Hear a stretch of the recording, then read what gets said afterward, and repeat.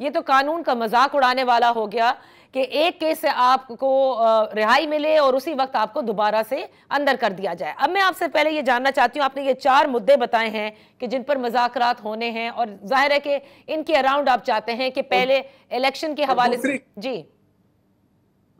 आखिरी बात ये कि वो जो फस्तायत का अमल जो शुरू था 9 मई से लेके आज दिन तक, उसमें कोई कमी नहीं। तो सर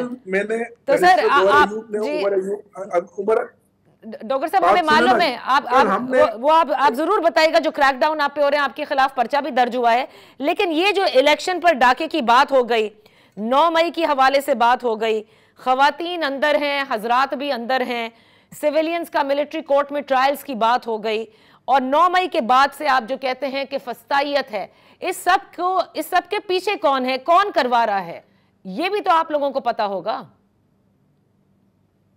आपको पता है, सबको पता है, बताने की क्या जरूरत है, बच्चा बच्चा जानता है। तो कम से कम आप उनसे तो बात नहीं करने जा रहे ना, उनसे तो मुज़ाकरात नहीं कर रहे।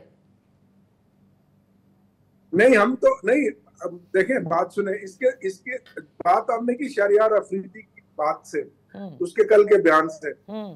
आपने मेरी बात शायद गौर से सुनी नहीं कि पिछले 2, 3, 4 सालों से या 5, 10 सालों से पाकिस्तान में कौमी लेवल के जितने भी मुज़ाकरात होते हैं उसमें एस्टैब्लिशमेंट हिस्सा रही है।